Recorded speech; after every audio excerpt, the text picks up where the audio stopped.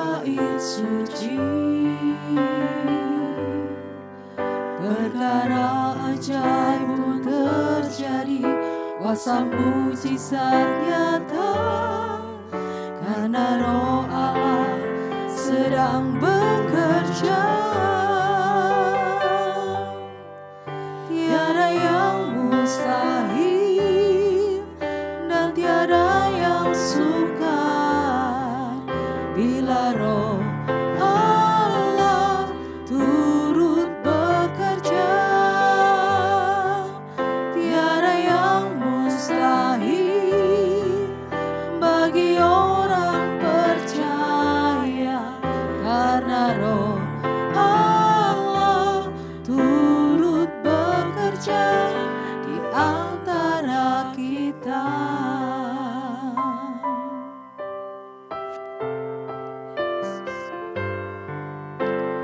Roh Kudus hadir di sini, mengalir di bait suci, perkara ajaib pun terjadi, kuasa mujizat nyata, karena Roh Allah sedang bekerja. Tiada yang mustahil dan tiada yang sukar bila Roh Allah turut bekerja.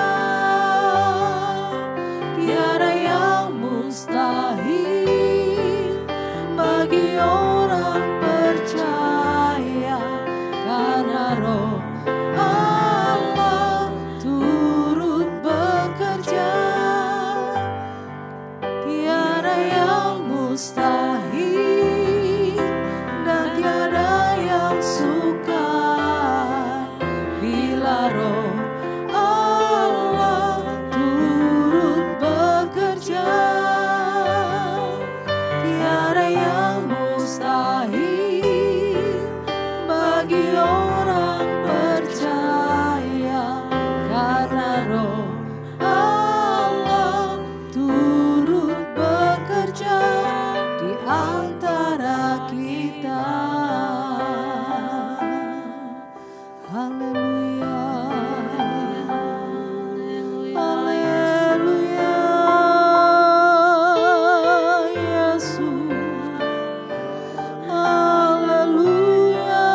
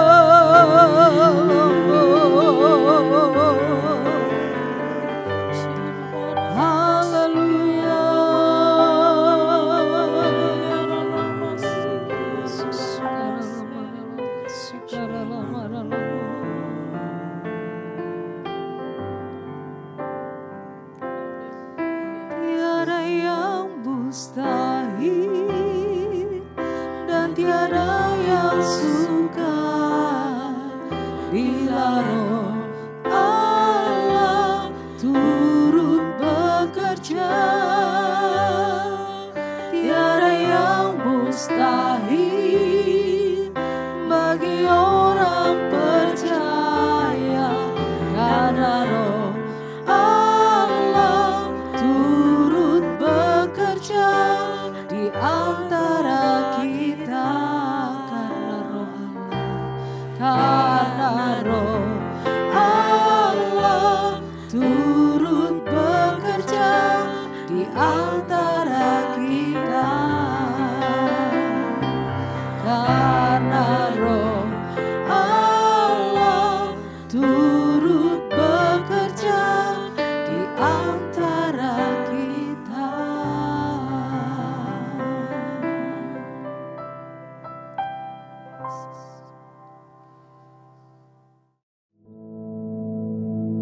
Our Father, which art in heaven, hallowed be thy name.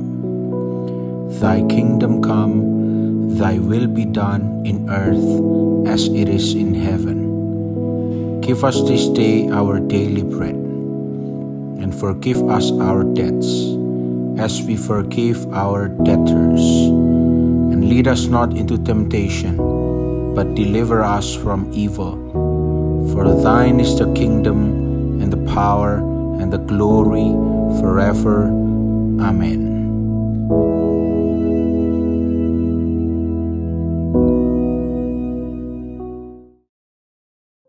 Haleluya, puji nama Tuhan, saudara sekalian. Mari pagi hari ini kita terus belajar mengenai bagaimana fulfilling divine destiny tersebut. Mari kita akan baca bersama-sama dari kitab Kejadian, pasal yang ke-13, kita baca mulai ayat yang pertama. Maka pergilah Abram dari Mesir ke tanah Negev dengan istrinya serta segala kepunyaannya, dan Lot pun bersama-sama dengan dia. Adapun Abram sangat kaya, banyak ternak, perak, dan emasnya. Ia berjalan dari tempat persinggahan ke tempat persinggahan dari tanah Negev sampai dekat Bet-El, di mana kemahnya mula-mula berdiri antara Bet-El dan Ai, ke tempat mezbah yang dibuatnya dahulu di sana. Disitulah Abram memanggil nama Tuhan. Juga Lot yang ikut bersama-sama dengan Abram mempunyai domba, lembu, dan kemah. Tetapi negeri itu tidak cukup luas bagi mereka untuk diam bersama-sama, sebab harta milik mereka amat banyak, sehingga mereka tidak dapat diam bersama-sama. Karena itu terjadilah perkelahian antara para gembala Abram dan para gembala Lot. Waktu itu orang Kanaan dan orang Feris diam di negeri itu. Maka berkatalah Abram pada Lot, "Janganlah kiranya ada perkelahian antara aku dan engkau, dan antara para gembalaku dan para gembalamu, sebab kita ini kerabat. Bukankah seluruh negeri ini terbuka untuk engkau? Baiklah, pisahkanlah dirimu daripadaku. Jika engkau ke kiri, maka aku ke kanan. Jika engkau ke kanan, maka aku ke kiri." Lalu Lot melayangkan pandangnya dan dilihatnya lah bahwa seluruh lembah Yordan banyak airnya seperti taman Tuhan, seperti tanah Mesir sampai ke Zoar. Hal itu terjadi sebelum Tuhan memusnahkan Sodom dan Gomora. Sebab itu, Lot memilih baginya seluruh lembah Yordan itu, lalu ia berangkat ke sebelah timur dan mereka berpisah. Abram menetap di tanah Kanaan, tetapi Lot menetap di kota-kota lembah Yordan dan berkemah di dekat Sodom. Adapun orang Sodom sangat jahat dan berdosa terhadap Tuhan. Setelah Lot berpisah daripada Abram, berfirmanlah Tuhan kepada Abram, "Pandanglah sekelilingmu dan lihatlah dari tempat engkau berdiri itu ke timur dan barat, utara dan selatan. Sebab seluruh negeri yang kau lihat itu akan kuberikan kepadamu dan kepada keturunanmu untuk selama-lamanya. Dan aku akan menjadikan keturunanmu seperti debu tanah banyaknya, sehingga jika seandainya ada yang dapat menghitung debu tanah, keturunanmu pun akan dapat dihitung juga. Bersiaplah, jalanilah negeri itu menurut panjang dan lebarnya, sebab kepadamulah akan kuberikan negeri itu." Sesudah itu Abram memindahkan kemahnya dan menetap di dekat pohon-pohon tarbantin di Mamre, dekat Hebron. Lalu didirikannya lah mezbah di situ bagi Tuhan. Amin. Sampai di sini pembacaan kita. Nah, saudara sekalian, dari pasal 13 ini kita melihat bagaimana contoh kehidupan orang yang mengenal divine destiny. Orang yang mengenal rencana Allah, janji Allah, ketetapan Allah yang selalu membawa kepada hari depan yang penuh harapan. Abram, dia tahu persis karena dia sudah mendapatkan janji Tuhan. Punya covenant dengan Tuhan. Bagaimana Tuhan akan memberkati dan seterusnya dan seterusnya. Dan bagaimana Tuhan akan memberikan hari depan yang penuh harapan kepadanya. Dan memang terbukti. Sejak kita lihat di dalam pasal 11 bagian akhir dan pasal 12 itu, bagaimana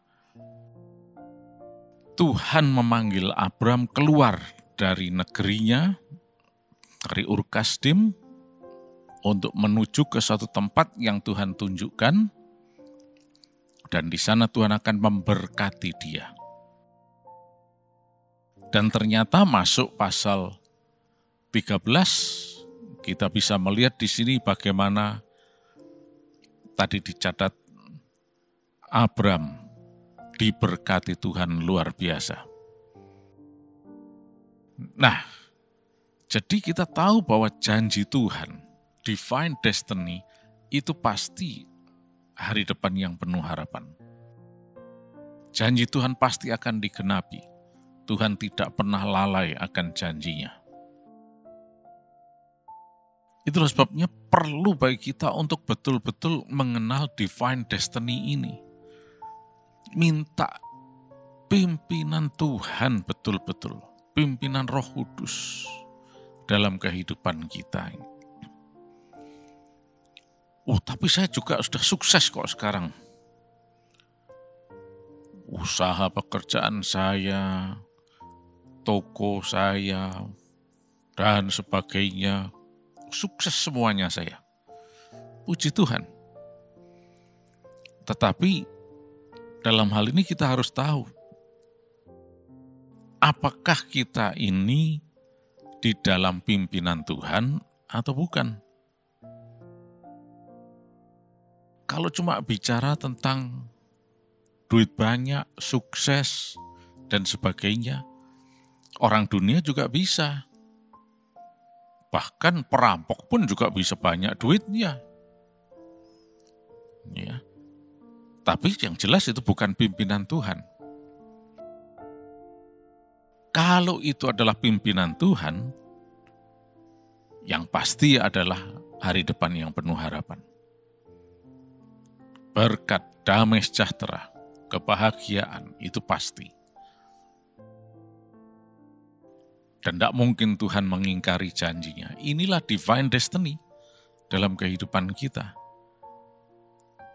Jadi baik kita sukses ataupun tidak, kita tetap harus selalu mengintrospeksi diri kita.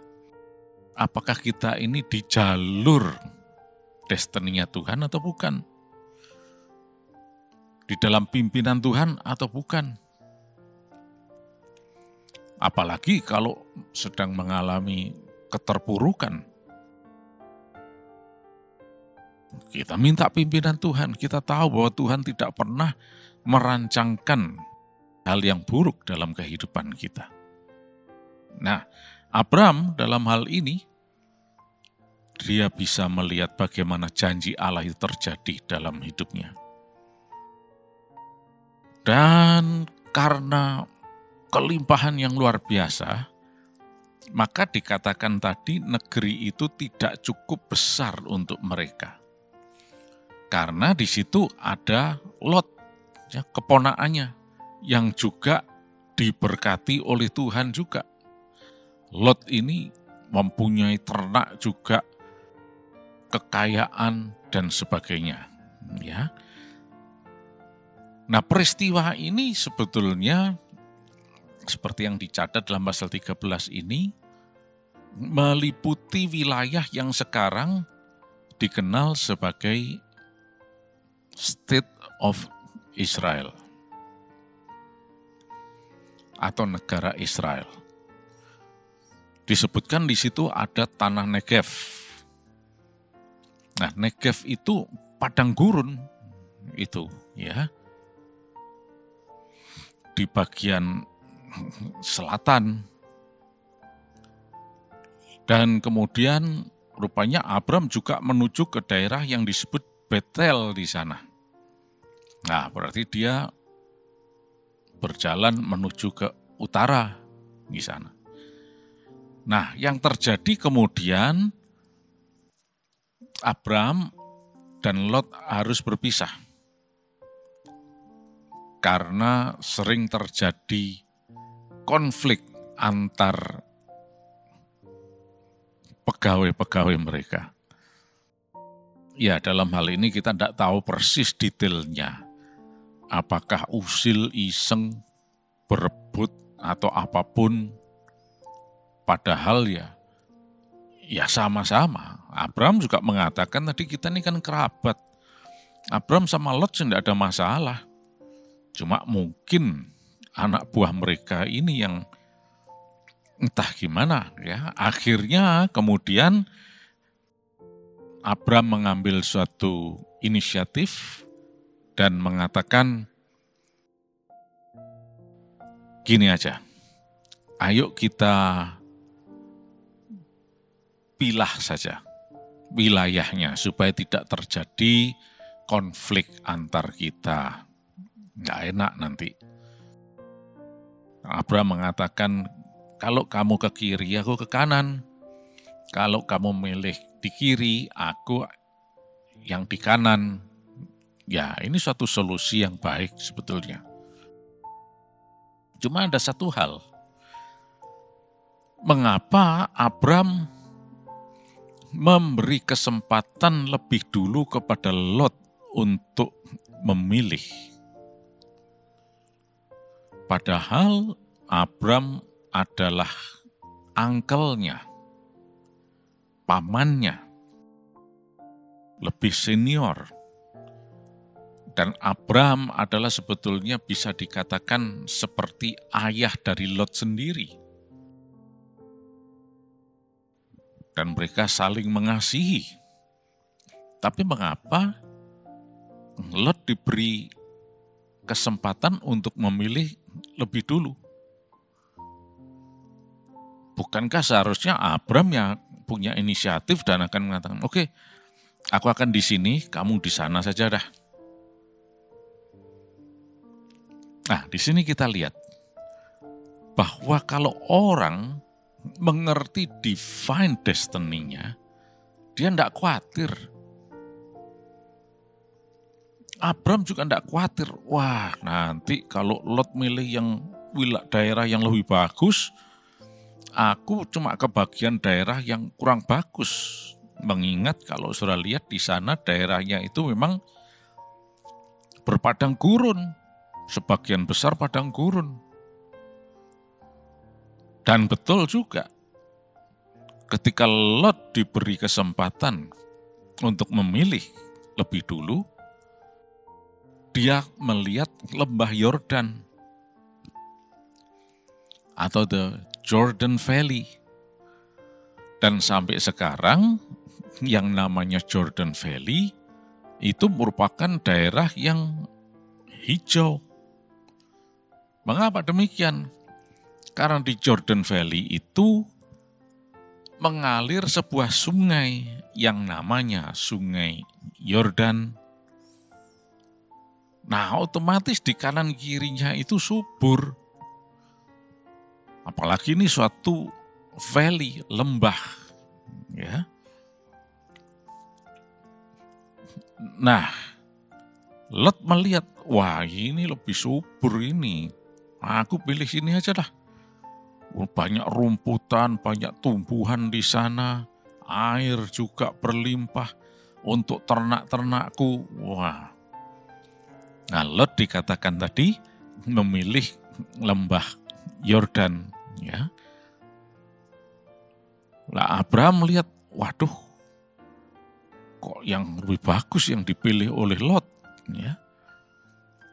Nah, kalau saudara mengikuti peta secara geografis wilayah Israel yang kita sedang bicarakan ini, memang betul. Hanya lembah Yordan itu yang subur. Yang di wilayah lainnya itu padang gurun. Nah, berarti dalam hal ini Abram kebagian daerah yang berpadang gurun. Ya betul memang. Seperti itu kondisinya. Wah, kan Abram rugi dalam hal ini. Saudara sekalian, di sini justru kita lihat. Kalau orang yang mengenal divine destiny, dia tidak khawatir dengan rugi tidaknya dan sebagainya. Dia tidak perlu berebut dan seterusnya. Karena dia tahu destiny Tuhan bagi hidupnya adalah hari depan yang penuh harapan. Nah, tadi kita lihat di mulai ayat yang ke-14 dan seterusnya, setelah Lot tinggal di wilayah lembah Yordan, sudah pisah dari Abram, Tuhan menunjukkan kepada Abram, wilayah yang akan menjadi milikmu, aku akan memberkati engkau.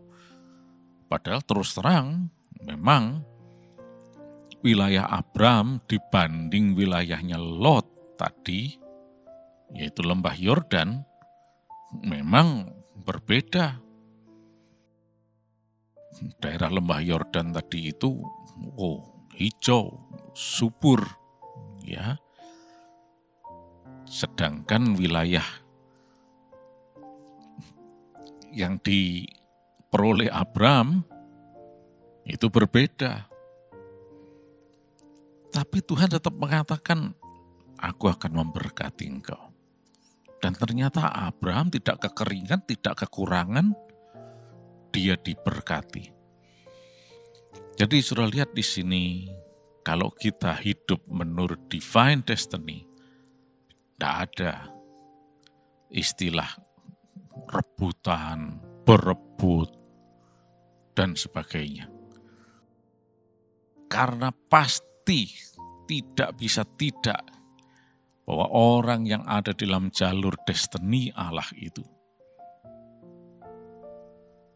diberkati berkelimpahan.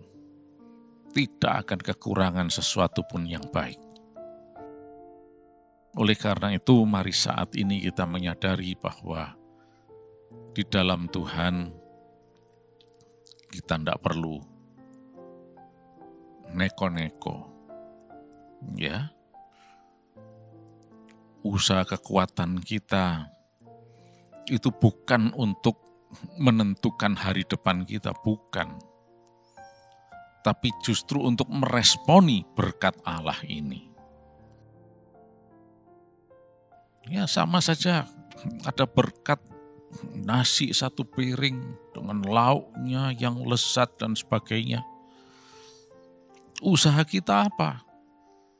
Ya mengulurkan tangan, ngambil sendok, menyendoknya kemudian menyuapkan ke mulut kita. Usaha kita bukan untuk membuat nasinya, menciptakan berasnya, dan lauknya, bukan. Itu Tuhan, itu bagiannya Tuhan.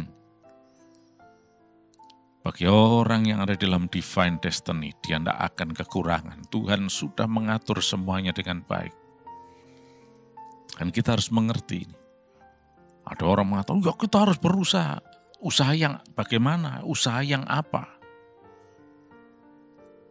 Kita harus bekerja keras supaya bisa sukses. Nah, ini yang keliru. Tuhan sudah menetapkan kesuksesan kita, kita berusaha untuk meresponi itu semuanya. Seperti tadi ini. Ibu-ibu pun tahu. Bahan-bahan bumbu masak semua sudah tersedia. Usahanya tinggal apa? Mengolahnya untuk jadi rawon kah, jadi soto dan seterusnya. Terserah kita. Tapi usahanya bukanlah untuk bagaimana supaya bisa mendapatkan bahan-bahan makanan tersebut. Bukan. Kita harus cari duit. Nah, ini yang keliru. Orang yang ada dalam jalur divine destiny bukan orang yang berusaha cari duit. Tapi orang yang berusaha meresponi duit yang sudah Tuhan berkati. Berkatkan kepada kita. Berkat itu dari Tuhan. Oleh karena itu, seperti Abraham ini. Kok enak ya Lot ini? Bukan masalah enak, tidak enak. Tapi Abraham mengerti bahwa dia ada di jalur divine destiny. Tidak akan kekurangan. Dan terbukti benar. Puji nama Tuhan. Mari kita selalu minta pimpinan Roh Kudus. Terima kasih Yesus. Berkat-Mu dilimpahkan atas kami semua Tuhan. Sepanjang hari ini kami sehat. Diberkati berkelimpahan. Dan berhasil dalam nama Yesus Kristus. Haleluya. Amin.